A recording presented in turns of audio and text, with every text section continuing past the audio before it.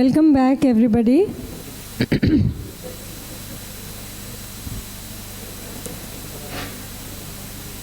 So in the last session we talked about the principles and the recommendations with regards to the body. Now we'll be talking about principles and recommendations regarding the self.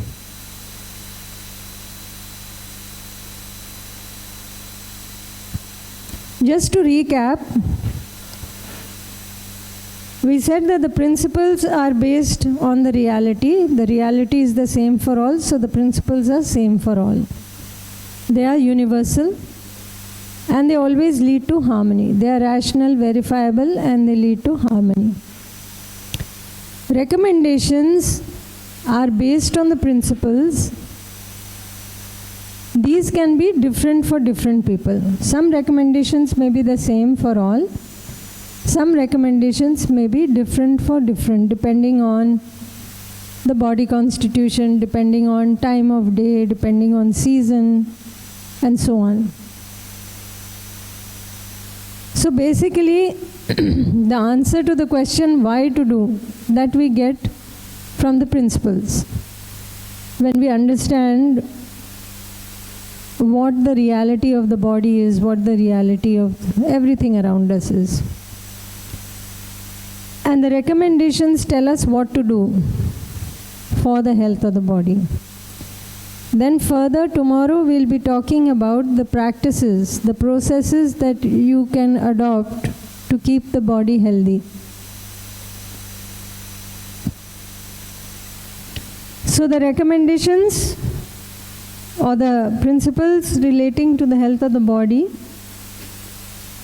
The body is a material unit. It obeys the material laws of nature. It's a self-organized unit which is always trying to be in harmony. It is in coexistence with the self. It has very definite conduct. It cannot make choices that keep changing. It exists with other units in nature and is in interaction with these other units in a very definite way. This is what we talked about regarding the body. Now we come to the self.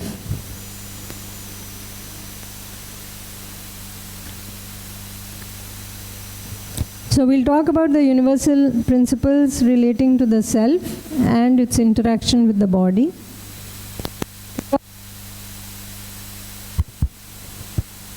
Hello? Yeah. We'll talk about the health recommendations based on these principles and ultimately why it is so important to know these principles. So these are the principles relating to the self. We'll just go down the list and then we'll look at each one by one.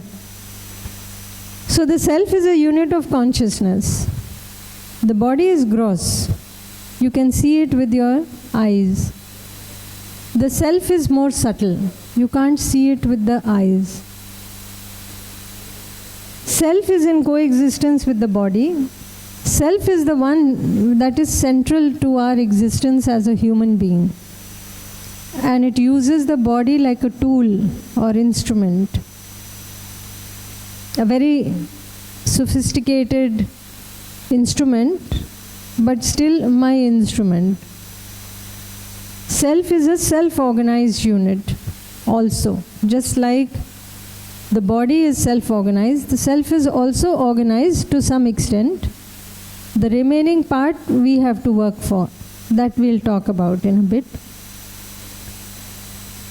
As a human being, self is in coexistence with the body. It is also in existence with other human beings and interacts with them, has a relationship with them.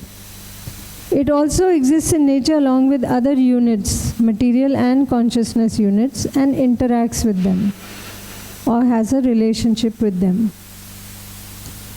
In all interactions with other units in nature, the self is free to choose its response or course of action. While the body's response is definite, it is fixed, and body doesn't have a choice in this, the self can choose its response or reaction based on understanding or the lack of understanding. So let's look at these one by one. Health principles relating to the self. This is the same thing that we just spoke of, just in a little bit of more animated form.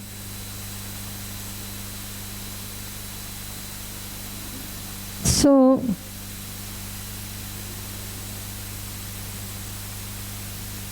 while we can see the gross body with the help of our eyes, we cannot see the self through the eyes. So while we cannot see the self through the body, because self is far too subtle. It's like you have, today we have lots of microscopes, very, very detailed, very fine, what do you call them? Electron microscopes and so on. So many of the bugs in the atmosphere, many of the germs in the atmosphere, we may not be able to see with the gross eyes. But with the help of a microscope, you might be able to see some of them, right? Yes? Yes. Why can't we see with the gross eyes? Because they are tinier, they are very small compared to what we can see through the eyes. There is a limit to what we can see through the eyes. So all the sense organs, for that matter, they are limited in some way. Do you know that when there is going to be an earthquake, all the birds and animals, they come to know about it. When it comes to sounds, even before anybody approaches the house, the dogs are able to hear. The ears will stand up. But we can't hear, because the human body has these sense organs which help us in our survival, but there is a limit. So when there is something more subtle, we cannot use the gross body to try to see it. We can use some instruments and all of that, but if something is even more subtle than the instruments we have, then even our instruments can't help us. So the self is something like that, the consciousness.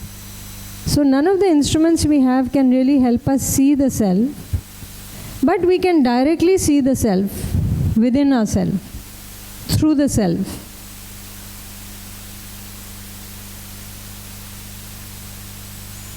So how do we see the self directly?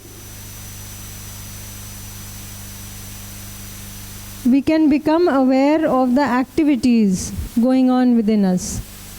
Activities of desire, thought and expectation.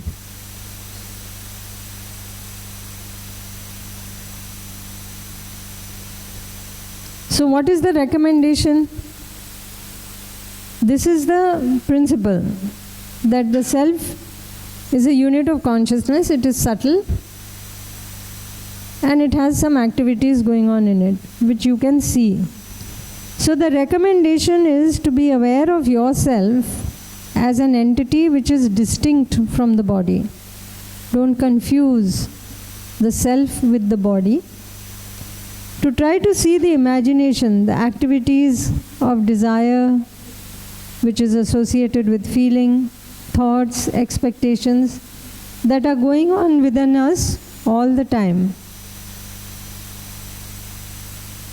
When we are aware of this distinction between the body and the self, then we have that clarity of happiness, what is happiness and how to fulfill that. When we are fulfilled from within, then we are no longer dependent on the body or the outside for our happiness, because we are already full. So if you have a cup which is full of water, it's overflowing with water, will you try to look for water outside? No, because your cup is already full. So if I am feeling very fulfilled, happy within, then I don't need to search for this happiness outside. So I stop being dependent on the body or on the outside world for my happiness. Then, rather than using the body to try to get happiness, I start using the body rightly. I don't disturb its harmony. I allow it to remain in harmony, and I use it for my own self-development.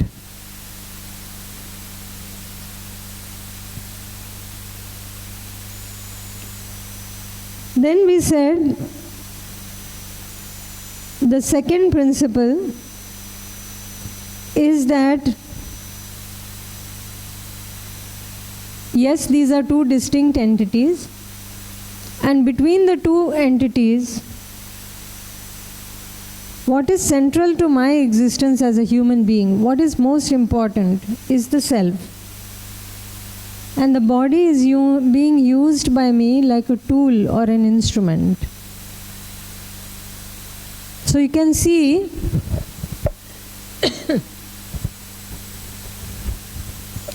we tend to see with the eyes outside. Have you noticed what happens in the dark when you can't see? Supposing you are sleeping at night and you want to get up and go to the washroom and it's dark, you can't see. How do you go? Anyone?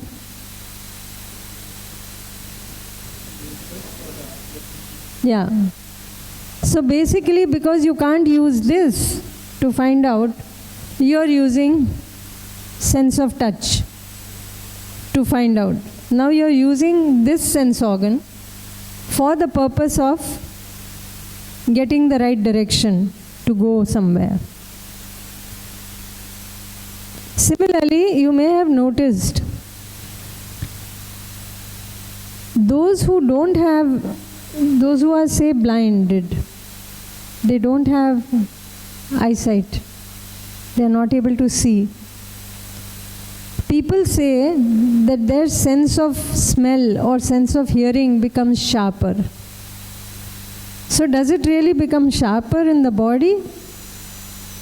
Actually, it doesn't. It is that we pay more attention to the other things, because now we know that this cannot help. Now I can't see with the eyes. No image is being formed. So I pay more attention to whatever sounds are coming in the ears. For instance, right now, many sounds may be coming to the ears for you. I am speaking something, that sound is reaching your ears. The fans are going on, those sounds are reaching. Sometimes there are, birds outside that are chirping. You can hear that. Sometimes there may be dogs barking.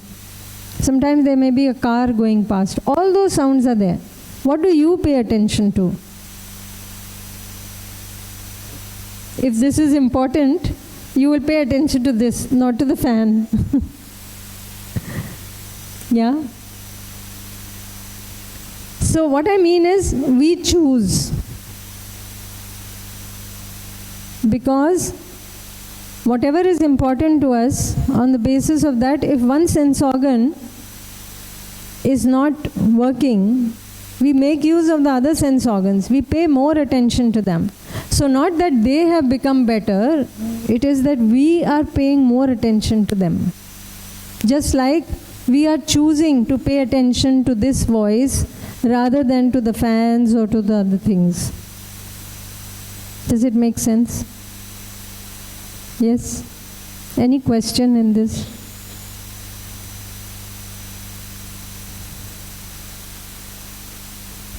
Okay.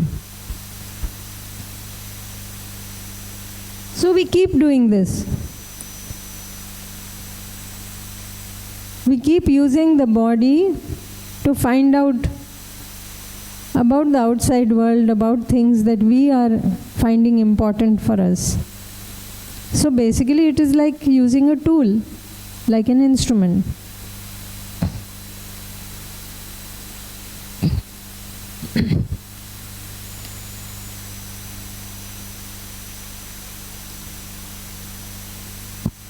So you give instructions to the body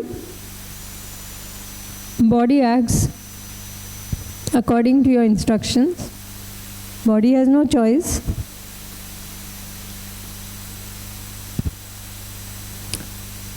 So if you give the instruction to the body to eat at midnight, it will eat. What can it do? It will not refuse. But then the digestion will not happen at night. The repair and regeneration will not happen at night. Those things are definite in the body. But you have the choice. So the recommendation is to eat when you are hungry and to pay attention to the normal rhythms when you should eat. Not just random any time. These days we see many youngsters going jogging at midnight. Have you seen? Many times in various campuses, people are going jogging at noon time, at midnight, at odd times. And if you ask them why now? There are too many things to do in the daytime, I'm not getting time, so I'm running now. But it's interfering with many other things. If we don't understand that, then it's going to create a problem for the body. So the recommendation is to do these activities at the right time. Right time means in accordance with the day-night cycle or the circadian rhythm. So eat when there is strong hunger.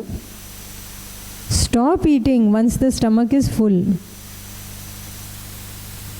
These days, why even adults, even small children are being given mobile phones with nursery rhymes playing in them, and mothers are feeding the children like that, putting them in front of putting the mobile in front of them so that they are watching, and then they keep putting the things in the mouth.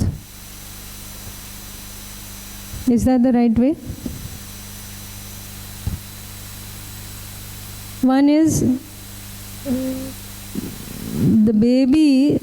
Now, what kind of impact this will have on the eyesight of the baby? Such closely watching these screens. The other thing, baby is getting preoccupied with that. And mothers feel, no, baby doesn't know how much to eat. We only have to decide.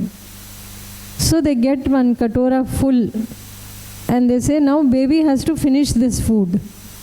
I have mixed it for baby, he has to eat it. But if he is not hungry, then what? No, how will he know? He is so small. One of my patients, when I used to practice, they said that. So then I said that when the baby was very tiny, did you breastfeed the baby? She said, yes. I said, did you decide or did the baby decide how much breast milk to have? Baby decided. So if the baby could decide then, what's the difference now? He is even older than that. He can decide very well. But we don't give that opportunity. We confuse them with all these other signals. Pay attention here, there. Today life has become so hectic and busy. You're driving, at the same time you're listening to the mobile, at the same time music is playing in the car. It's like we are bombarded with all these signals coming from here and there. You have to decide, you have to choose what is worth paying attention to and what is not worth paying attention to.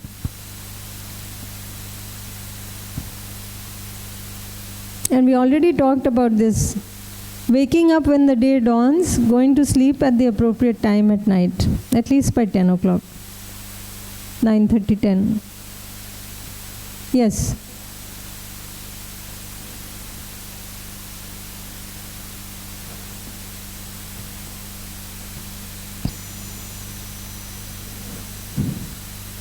A little bit confusion or contradiction. Actually, self only wants to take more food because it is tasty. Self only wants to sleep for a long time or go late to the bed, etc. But what the slides suggest, self has to give a proper instruction to the body. Mm-hmm. Is it correct, ma'am? Whether yes. Self has to correct itself or self has to give an instruction to the body here. If you don't give the instruction to the body, body cannot get up. It doesn't do anything on its own. You give the instruction, so it gets up. Isn't it? If I ask you, raise your hand, you, on a more subtle level, if you see, you are giving that instruction to the body, or the body is itself raising the hand. So you instruct the body, no? Then only it raises the hand. Because I have the choice to give the instruction, what kind of instruction to give, what sensation to read, like we were talking about, the fans and my voice and something else outside. You decide and you choose what to read. The same sounds are reaching everybody's ears. If the sound reaches the ears, it causes some physiochemical change in the body. But who is giving meaning to that sound? Who decides that this is important or this is not important? Who pays attention to that sensation is you. And accordingly, you give whatever instruction to the body. So you are going somewhere and it is time for your class. The body will not keep going there. You will give instruction to the body, turn around, let's go back. We have class now. Yes, ma'am, it's correct, ma'am. I am able to understand partially. Because we are trying to understand that body is nothing, it's just a dummy. And the instruction is coming from only the self. But here mistake is of the self only. So self need to be corrected. That is what my doubt. Yeah, so the recommendation is for the self to give the right instructions. Self has to correct itself to give the correct instruction. Yes, you can put it that way. Okay. Okay, ma'am. A self with understanding is what we were saying. A self with understanding will give the right instructions. A self without understanding may not give the right instructions. So I would say understanding is key. Yes, ma'am. No? Any other questions? Yes.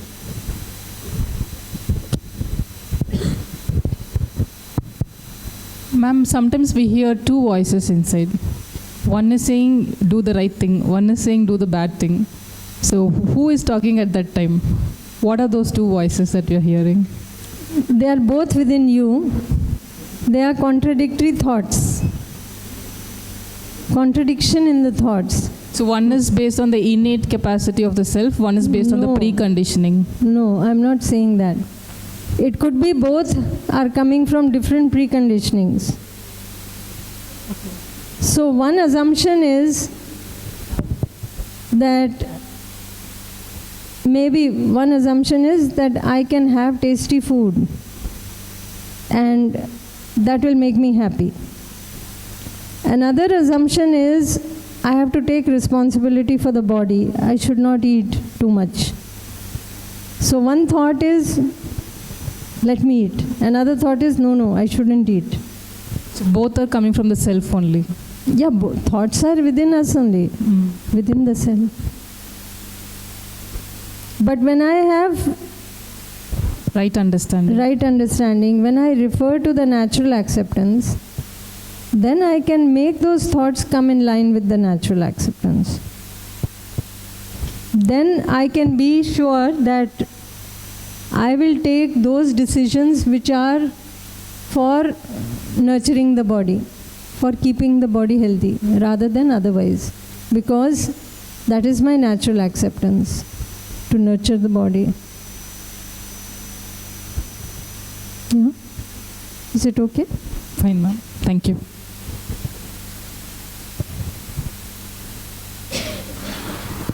I have a doubt regarding consciousness. Like, while listening these sessions, okay, we can implement this thing, but our consciousness is like most of the time is not self-aware. Like sometimes it was the decision what we make. Like how I could say, the question is like how the consciousness, if I touch this thing, I can experience. I can say if I saw this thing before only, I can name it something. Like how the consciousness play role here, like how it connected to the self. That Self only is consciousness. Yes, ma'am. But how it is forming, like without experiencing. You are only experiencing, no? Body doesn't experience. You are the one with the experience. Like, ma'am, the question it's sort of the question. So you went and ate lunch. Supposing you enjoyed the sweet. Body doesn't care about sweet or not sweet. But you chose to eat the sweet because you enjoy the taste. No, ma'am, like with my memories, I can name me like I am Darwin. Like I'm saying like how the consciousness is defining that state, how we are. எப்படி நம்ம கேட்குறதுனே தெரியல. அதுதான் நான் கேட்குறேன். அதுதான் எப்படி சொல்கிறீங்கன்னு நான் கேட்குறேன். உங்களுக்கு புரியுதா? First we have to decode the question, then we will get to the answer.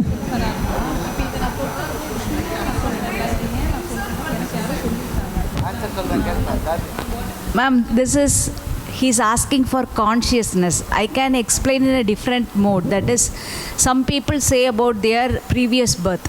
Okay, this birth I can say I'm Rani now. Okay, in the previous birth I would have been a male or anyone. Okay, so that is what consciousness now, according to the brain, I am Rani. Okay, so what you say, you ask about what is consciousness. That is the thing. Brain says that you are Darwin and you are you can sense this pillow or the taste. That's the thing. Just a moment. I wouldn't be fully in agreement with that. See, brain is also a part of the body. Yes, ma'am. My memories are there in my mind, which is a part of the self. Yeah. That's not the body. Mind is different from brain. Ma'am, consciousness. He's asking about what is consciousness. Being aware of who I am. That is what consciousness. Yeah, if you ask yourself, do you exist? The answer is yes, I exist. How do you know you exist? Yes, ma'am. The term of consciousness I'm saying.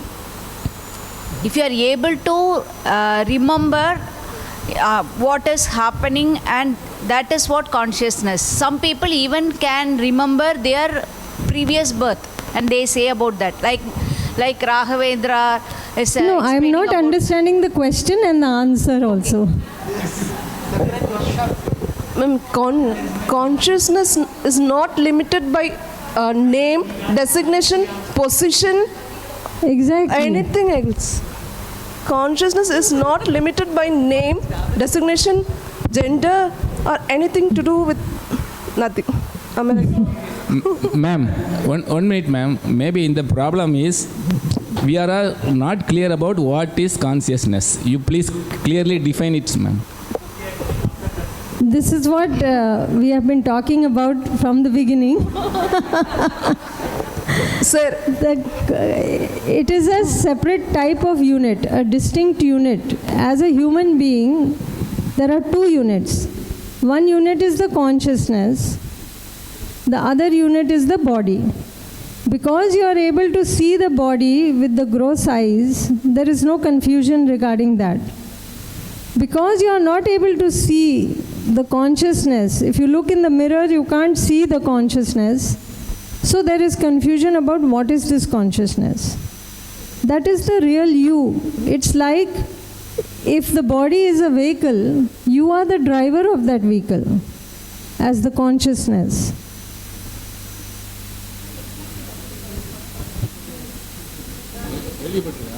Consciousness is not formed through anything. It's a reality. It was there, it is there, it will be there. No, he want to know whether that consciousness is a learned. Take the... There is... he want to know whether the conscious is a learned thing or it develops by birth or by nature. This is what I'm saying. Consciousness has nothing to do with birth and death. You are thinking of the body. Consciousness is a reality that always existed, is existing and will exist. It is a continuous entity. This is what is being said. Now your memories are there in you. That is in the consciousness. Ma'am. What is important to you, you remember. What is not important to you, you don't remember. So if I tell you that, if I ask you, what did you eat 10 years back for breakfast? Can you answer that? No. Why not? You had the experience. Why can't you answer? Choice, because you don't think it's important. But if 10 years back on your birthday, many people came to visit you, you had your loved ones, if I ask you about that, maybe you'll remember it. Because that is more important for you.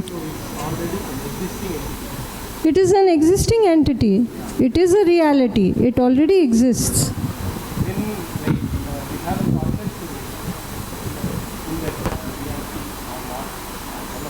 That choice is always ours.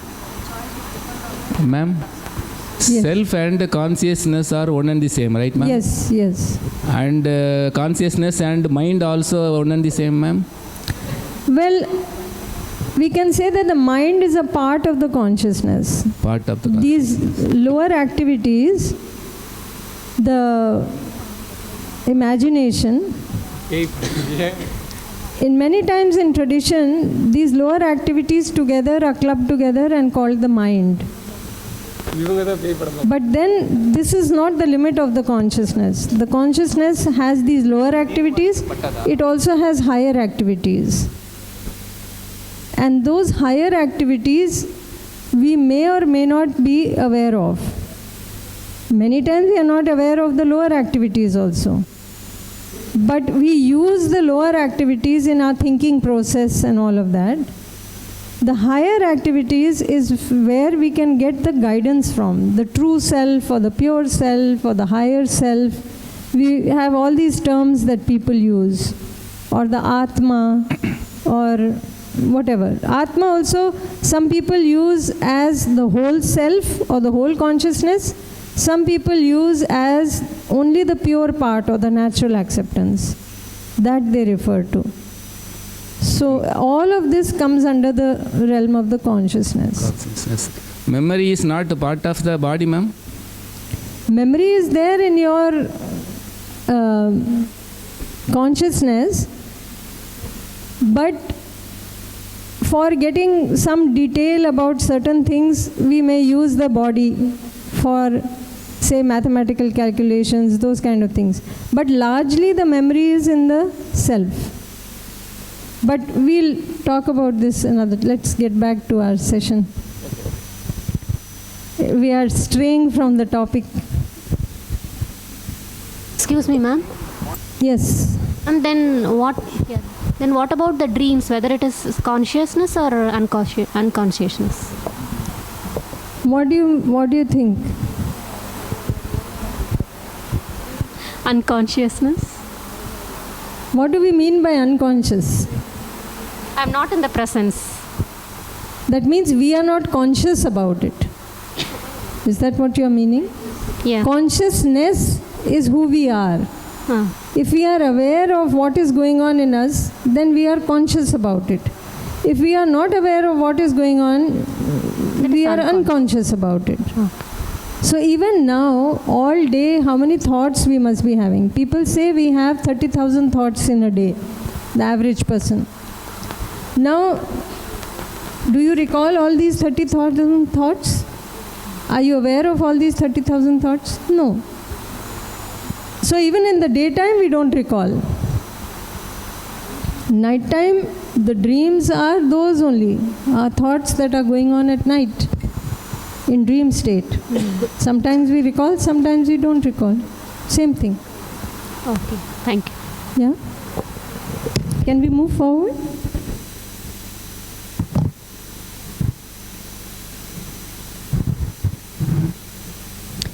Then we said, just like the body is also a self-organized unit, self is also a self-organized unit.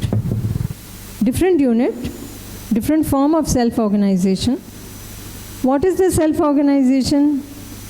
Part of the self-organization of the self is that its need for happiness is fulfilled by right understanding and right feeling within the self. This is how it is.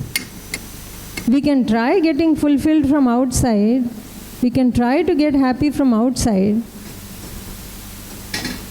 But the self-organized way of the self is, we don't feel good about it. We don't get satisfied with it.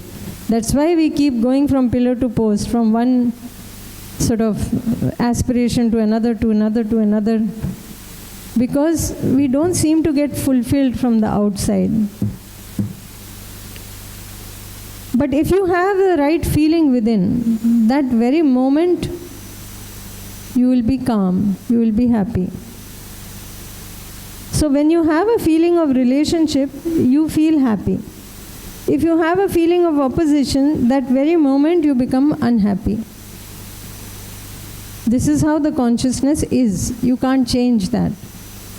You can't have a feeling of opposition and still be happy. It doesn't work like that. It's part of the self-organization of the self.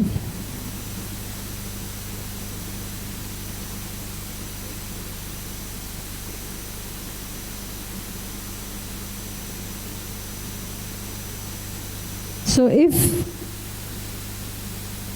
we understand this, that this is how I am as a self-organized unit or the self, if I understand that I can be happy with right understanding and right feeling, I will work for that. And when I work for that and when I have the right feeling, I will be happy. That's how it is. That's the self-organization that is already there in the self. We don't have to create it. We don't have to we can't change it also. We don't have a choice in that matter. In that sense, that self-organization is working. We cannot change that. We have a choice to have whatever feeling we want. That choice is with us. That freedom is with us. But if we choose to have a feeling of opposition, we are bound to be unhappy. There are no two ways about that.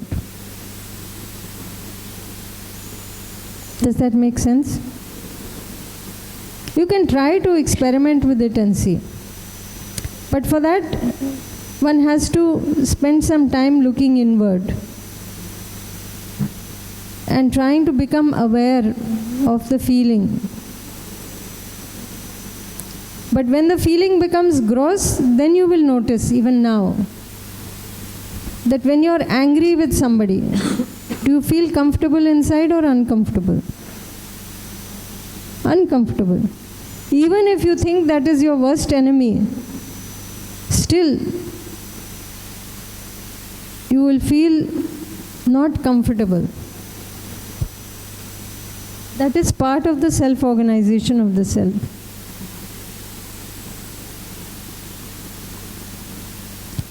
So what is the recommendation? To ensure the right feeling within yourself rather than to try to seek it from outside. And the consequences of seeking happiness from outside, we talked of that already. When the object of sensation is available, we run after it for temporary happiness, but it cannot be sustained. When the object is not available, we try to escape the unhappiness through other things. Oversleeping, overeating, blah, blah, blah, so many things. So the recommendation is to ensure the right feeling by working on our own transformation within.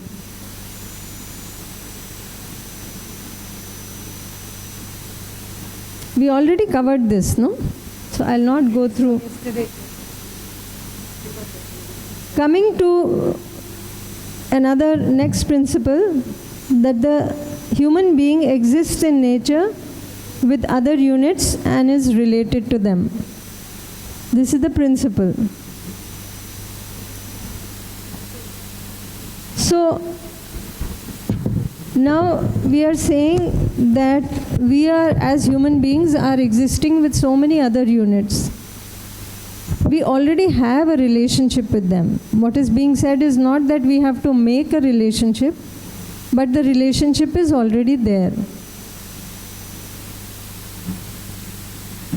So if you see somebody, very often you will see, supposing there is a road accident, somebody gets hurt. You feel some sympathy for that person who is hurt. Why do you feel that? If we have no relationship with anyone, what does it matter to us? But it matters. Huh? You feel something, no? Huh? Yes. You feel that empathy because there is some connection, there is some relationship. Even though we don't see it like that, if we don't understand this, we assume that our relationship is only connected to the body. So our immediate family, my parents, my children, this is body connection.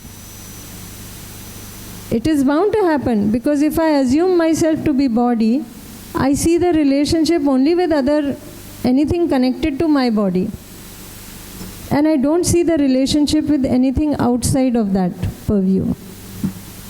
But what is being said is that the relationship is already there.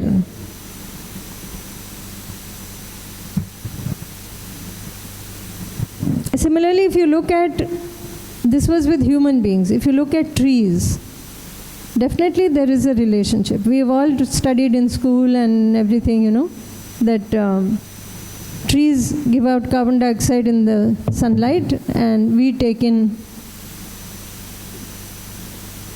trees give out oxygen. I was wondering what went wrong. Trees give out oxygen in the daytime, in the presence of sunlight, and we consume that oxygen. So now there is a direct connection between us and the tree. The relationship is already there. Whether we see it or not, that is a different issue. So many people are uprooting trees and deforestation is happening and all those things are happening because we don't see the connection. We don't see the relationship. Of course, everything. There is a connection, whether we see it or not. We also have a relationship. Oops, what happened?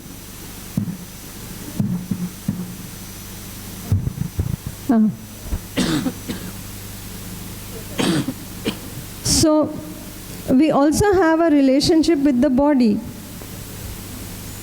As the self, I am conscious, or we may or may not be conscious, but decisively I am associating with the body as a decision, my decision. So, we have a relationship with all these things, whether we see it or we don't see it. So the recommendation is to recognize this relatedness with the other units and to have the right feeling towards the other units. So if we see the relationship with the body, then we'll have the right feeling in us towards the body, isn't it? We'll have the feeling of self-regulation or the feeling of responsibility towards the body. We'll take charge of the body, like we said, to nurture it, to protect it, to rightly utilize it. And when we do that, health of the body will be a natural consequence. Today we are struggling so much to keep the body healthy. But if we had the responsibility and if we were aware or if we had the understanding of what is required to keep the body healthy, it would be a natural consequence, wouldn't it?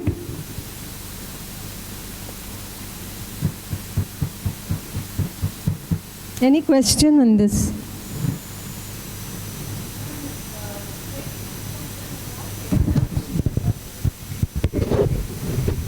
Huh? A relationship of the self, a unit of consciousness with the body. One example you gave for that, ma'am. No, I just said that we as the self are associating with the body. There is a relationship with the body also, just like with other material units. The air is there, the soil is there. These are all material units. Just like I have a relationship with these units, I have a relationship with the body also.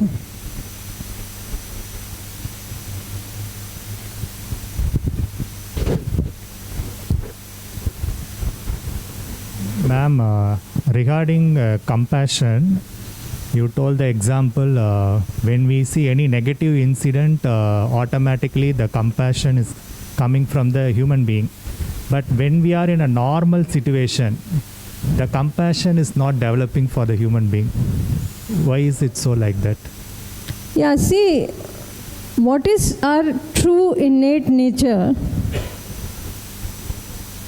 If we don't pay attention to it, then that is like covered up. What is prominent is our personality traits, what is going on in our imagination. And whatever goes on in our imagination is a product of the outside. Whatever we have heard, whatever we have seen, whatever we read, all of that impacts the imagination. Now, if we are so identified with that, we don't pay attention to the innate nature, we don't feel it after some point. It's like, supposing somebody, there is a murderer. The first time he does that, maybe he might feel something that he doesn't feel good about it. But once he's done that, and he might be doing it for whatever, money or whatever it might be. Now, all those thoughts and feelings that are going on inside, we kind of suppress those things that we don't like to see. So we are identified with these kind of thoughts, and we don't pay attention to our true nature, our pure nature inside. But more and more we pay attention to that true nature, we will see more and more compassion in us for others.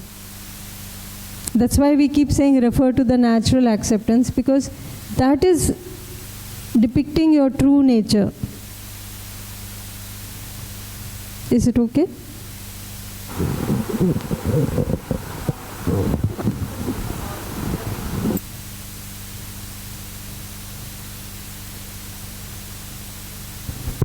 We have been discussing about the full potential of humans. So what is exactly the fullest potential of any human being? Yeah. So we said that we all have, in the consciousness, we all have imagination. We all have a pure part within us, which is we call it by different names. True self, pure self, natural acceptance, whatever you want to call it. That pure part is there within us, but it is as if we are not aware of it at all. We assume ourselves to be this limited, whatever is going on in the imagination, I consider that's who I am. My thoughts, my feelings, all that is what makes me. What we call my personality traits, all that. Now, if I am totally identified with that, I see myself as very tiny, or I limit my potential. I have all kinds of assumptions. Based on those assumptions, I limit myself. For example, I'll give you an example. You know how elephants are tied? So the mahout ties the elephant with a rope. When the elephant is very small, he ties with a rope, and the rope is just put into the ground with a small peg of wood. And the baby elephant tries to come out and is not able to come out. So it is assumed now I can't come out. Even when this baby elephant becomes a big elephant, the big elephant is strong enough to uproot big trees. But even now, it doesn't try to come out of that because it has assumed I can't do anything about this. I have to be tied only. We are something like this. We assume ourselves to be this very limited thing. So we can't see that potential. There are higher activities within us. In maybe higher level workshops, we can talk about it. There are higher activities within us. Those higher activities, we can become aware of them. We can use those higher activities, the guidance from there, to guide our lower activities. We can get out of all these assumptions which are limiting us. And ultimately, what we call self-realization. Being at the highest level of highest activity within us. That potential is there in each one of us.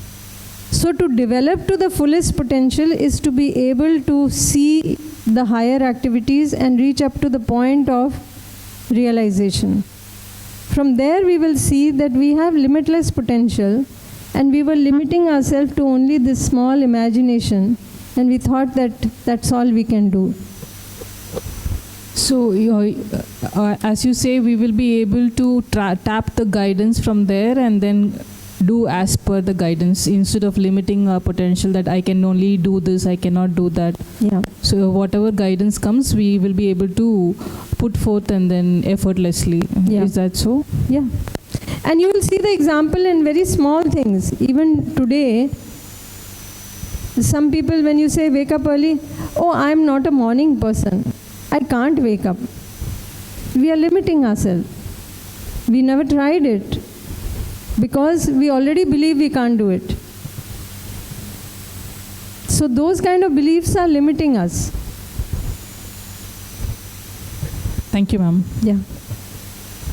Anybody else?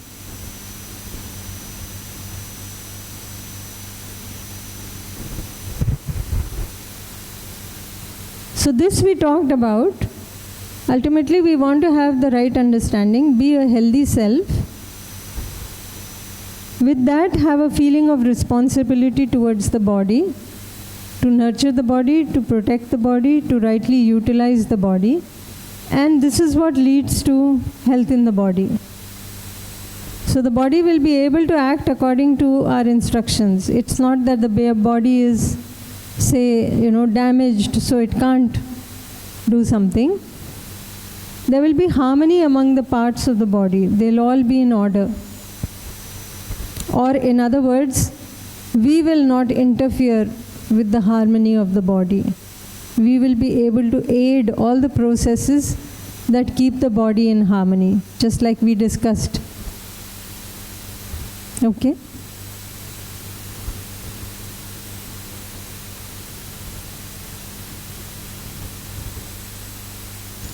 So what is this feeling of regulation, self-regulation, or responsibility towards the body? One is to nurture the body. So what is the quality of foods we are consuming? That which is nurturing the body or that which is harming the body?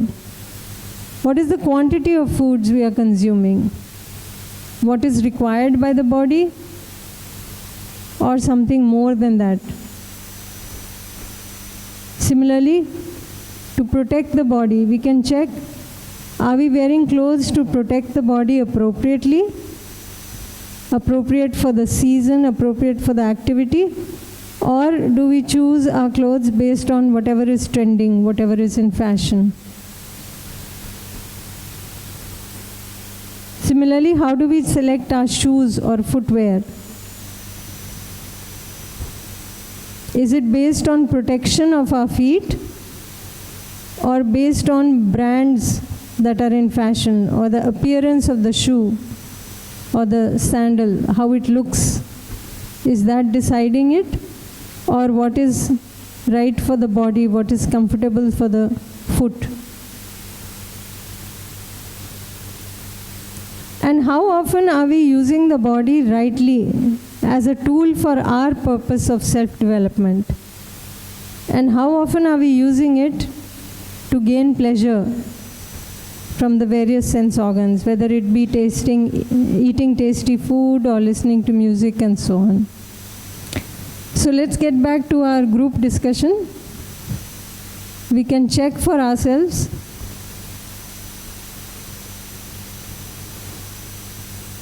What we are doing. Are we nurturing the body? Are we protecting the body? Are we rightly utilizing the body?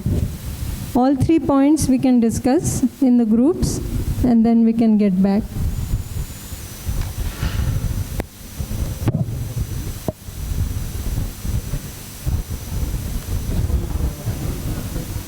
We'll share our observations now.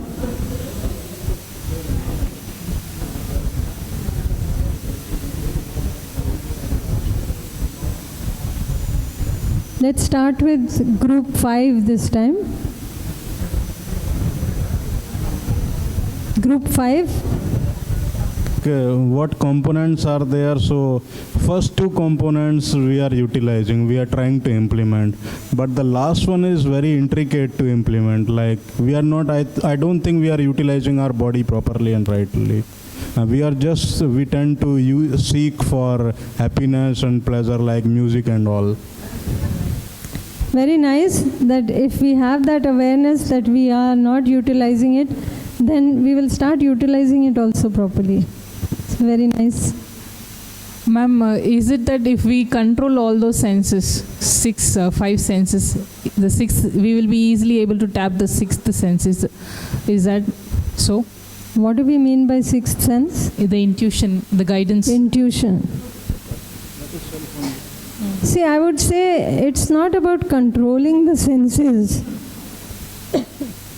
It's about working for the higher goal. It's like how, a small child, when the mother goes to work, the child may be playing with the toy or something, favorite toy. But as soon as the mother comes home, what does the child do? Throws the toy and runs to the mother. Now the toy is not important. If I try to control, and supposing I say, I don't have to eat this food, I don't have to eat this food, the more I pay attention to what I don't have to do, my attention is going there only. So if I tell you right now, don't think of monkey. Don't think of monkey eating whatever, scratching, climbing on the wall or climbing on the tree. So that's what you will think about, because your attention is going there. So rather than focus on what not to do, our focus can be on what to do. So we work for the higher, the lower will automatically drop. Sensations will still be there, but then I will use those sensations in the proper way, rightly utilize them. Yes. Ma'am, how craving is developing in the human body, ma'am? What is that? How craving is developing in the human body, how it is coming? Craving. Yeah, so first of all, craving, is it in the body or is it in the self? So Self. Generally, I am craving for something. The body, there will be some chemical reaction. It's very interesting that because we are seeking something from outside, seeking happiness from outside, and we get it in a small burst, But our need for happiness is continuous. We want it in continuity, but we are getting it in small bursts. This is another expression of limiting ourselves. We want that happiness in continuity. We don't think we have that potential. We are limiting ourselves by going after this happiness in small little bits, bursts. So I get it in small bursts, but I'm not satisfied with that. Now I crave for more. I crave for something more, something more. So this is what it is. I'm trying to get happiness from something which is not sustainable, but my need is continuous.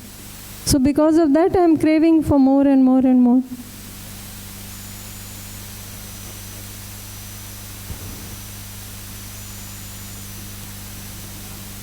I can't hear you.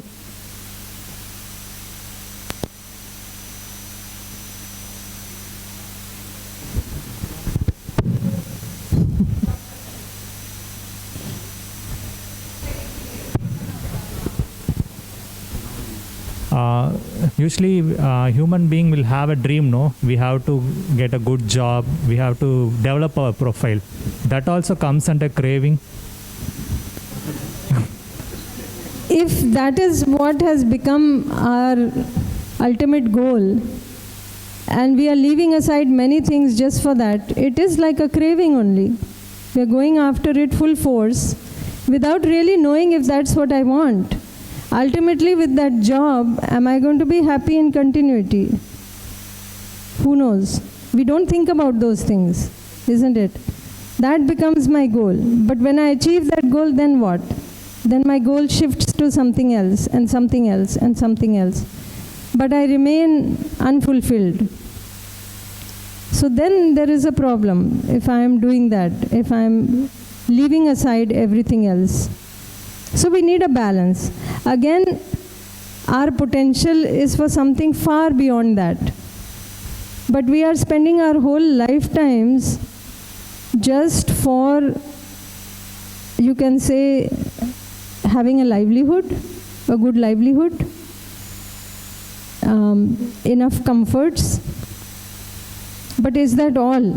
Outside comfort is one thing, but inside fulfillment, that also is very important. In fact, it is more important for us.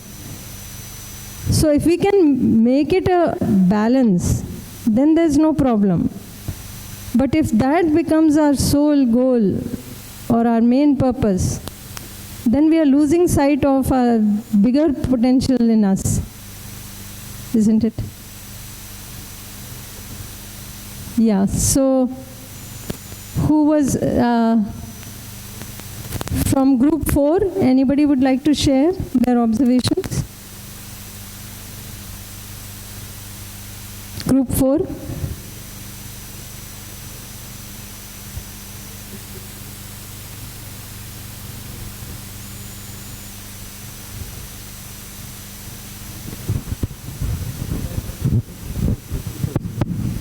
The food to nurture the body, it should be vegetarian so that it can protect as well as it can rightly utilize. This is what we discussed.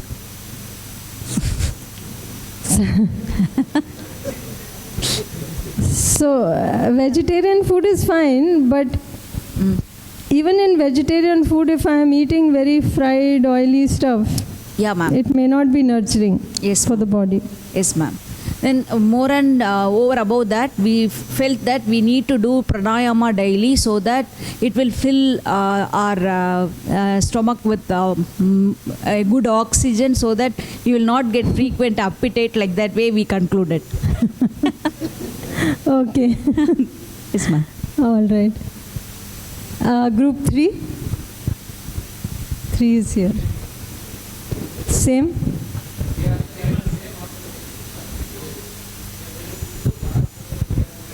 So already we discussed the thing. Group 2?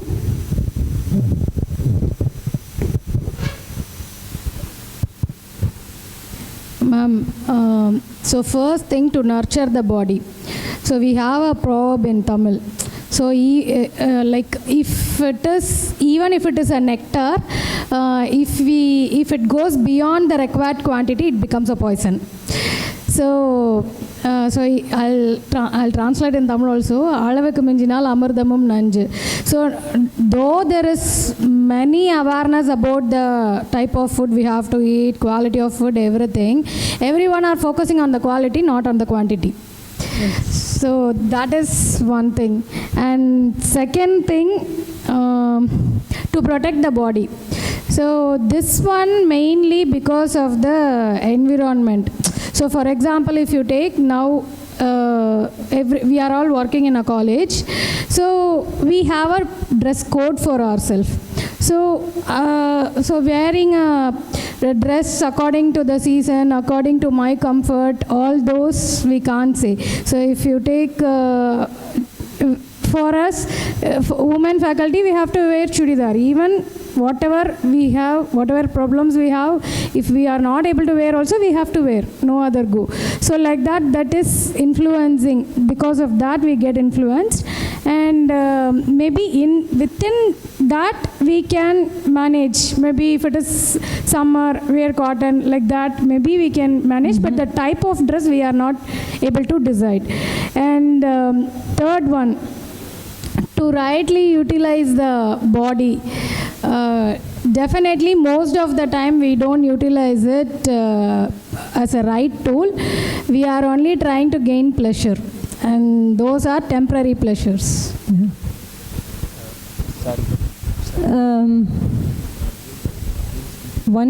Group one.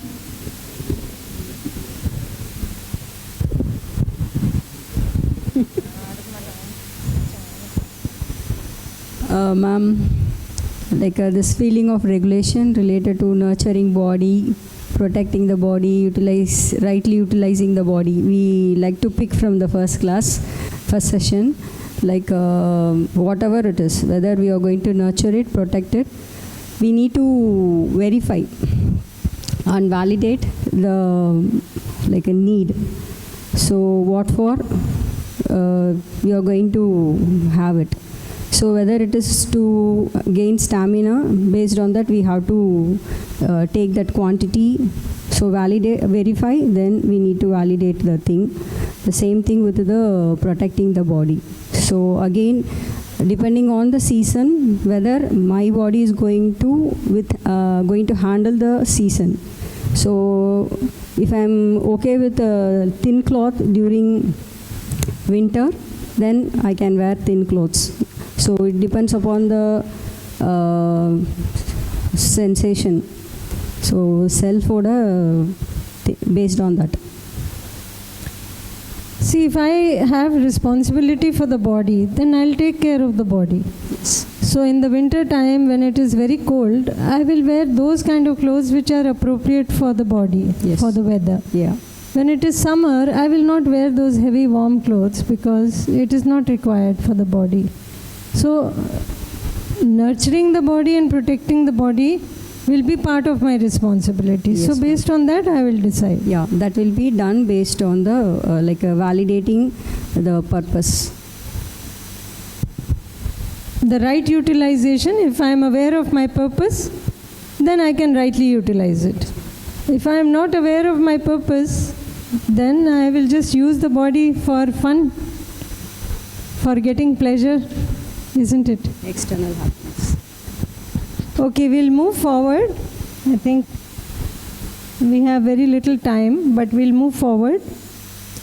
So there are some examples of this recommendations based on this principle, that we are in coexistence with the body and also with other human beings, and we interact with them. So the recommendation is to have the right feeling in the self, that is a feeling of relationship for other human beings. That doesn't mean few human beings, it means all human beings. So you can check with your natural acceptance. When do you feel comfortable? When you see yourself interconnected with other human beings in the family and society, or when you see yourself in isolation from the other human beings.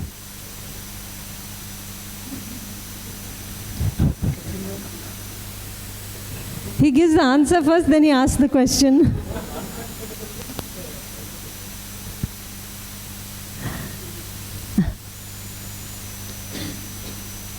Ask your natural acceptance. I'm sorry. Check with your natural acceptance. When do you feel comfortable? When you think of yourself as interconnected with other human beings, or when you think of yourself as totally isolated from other human beings. Ask your natural acceptance. You're missing the first part of the question. Whatever the human being may be, ask your natural acceptance. What does it say? Huh? What is that?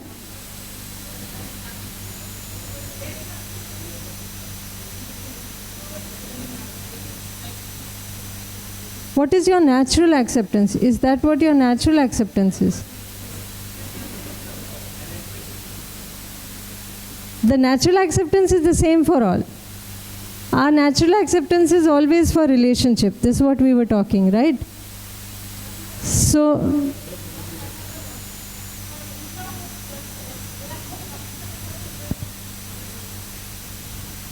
an introvert person is more comfortable being with themselves rather than an extrovert person who is more comfortable, happy, mingling with others. So there's a difference with them, and the happiness also, the acceptance also is dependent about which personality they are in. So acceptance is different from natural acceptance. This is one thing. The other thing, maybe I should rephrase the question and ask, what is naturally acceptable to you? Feeling of relationship for all human beings or not? Feeling of relationship for all, rather than seeing ourselves in isolation. This is what I actually meant by that question. Maybe we should rephrase that question. It's not very clear. Ma'am, my doubt, do any people, human can exist in isolation? If they are in isolation, won't they go mad?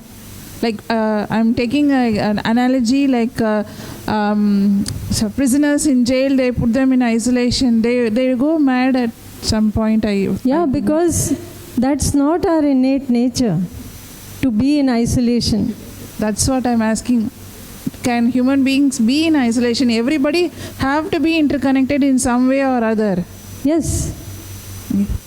We can certainly never be fulfilled in isolation. Maybe one can survive, but survival is not enough for the human being. Survival is one part of it, but the human being wants fulfillment. For that fulfillment, we said 3 things are required. One is physical facility, one is relationship, and one is understanding. So the relationship is a very integral part of that fulfillment. So if you are in isolation, then that is getting left out. Hello ma'am, I'd like to ask the same question, but I'd like to put it different way. Like, why is it so we don't feel that much relationship with the known people the way we feel for unknown, the people who are staying too remote and we have never met them? So why is it so? What kind of principle is that? Because we are seeing all the negative aspects of the people who are living with us. Every day, we are seeing them from long time, and we are focusing on all the things that they are doing wrong, all the things that they say, the fights that we had, but we are not seeing the goodness in them. So we are looking for perfection. But the person outside, we don't know anything about them. From far, everything looks nice. You know how they say the grass is greener on the other side?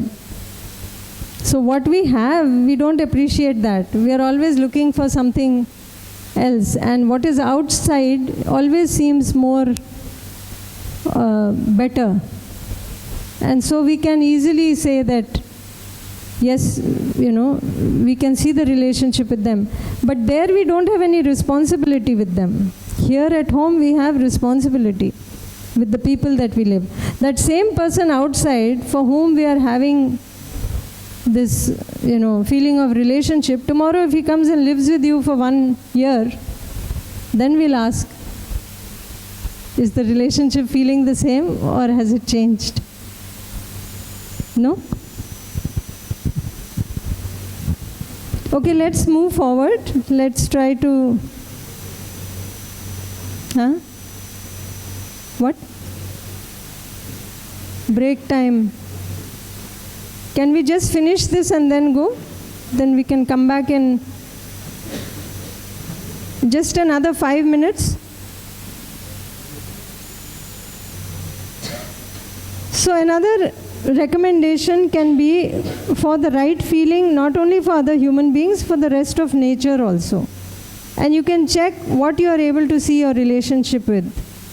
Your parents, your siblings, your friends, your relatives, teachers, other students, even strangers, then other people who may be there in your life who are contributing, like the milkman, like the cow that provides the milk, like the vegetable vendor, the farmer.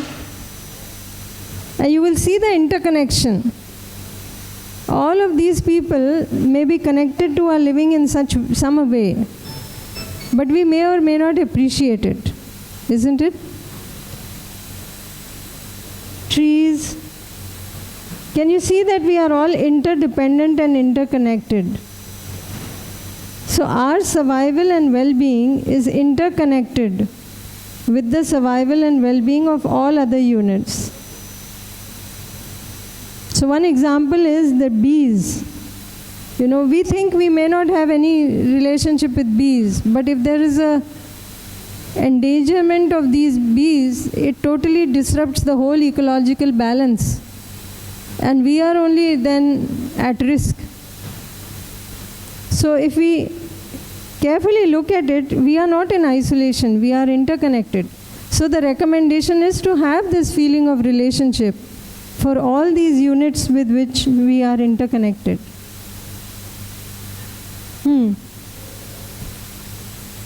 We'll take questions at the end, maybe, so that we can finish and then I'll take the question. The self has the choice to respond or react to people or situations. We said self is free to make choices, right? We said the body's response is definite, but the self can choose.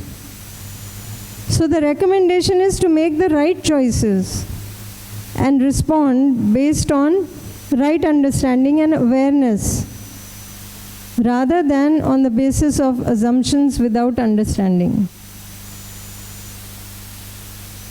So for example, if we have lack of right understanding in ourselves, sometimes we are happy temporarily and sometimes we are unhappy, which is what is being depicted here.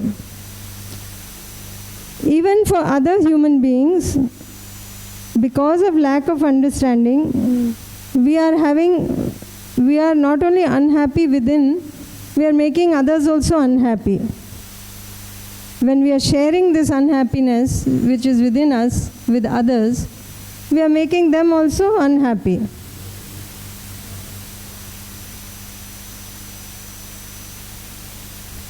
So this choice is always with us.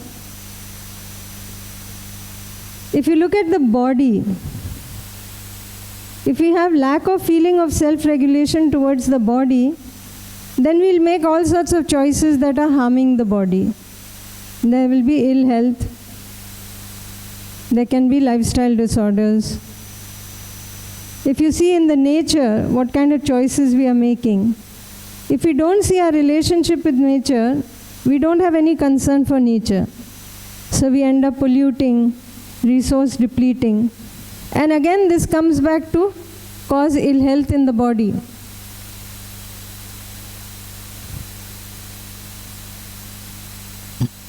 So that choice is within us.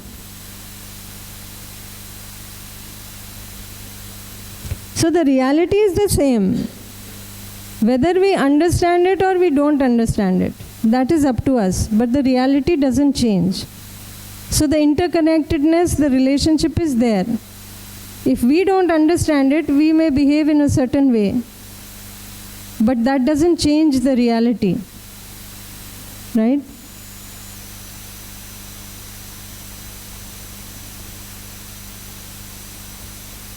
We can choose our feelings and thoughts. But if we can see the self-organization of the self, we will see that it is only when we have the right feeling in ourselves that we are happy. Isn't it? When we don't understand this self-organization, we can choose whatever feelings we want, but we are bound to be unhappy. That consequence also we have to accept then. There we don't have a choice. Right?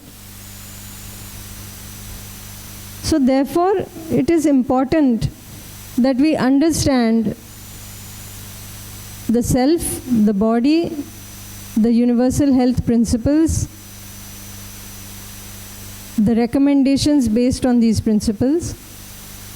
And then later tomorrow we'll talk about how to implement these recommendations, what kind of processes we can do to try to keep the body in good health. And of course, for the self, we need to work on the self, like we talked earlier, health of the self.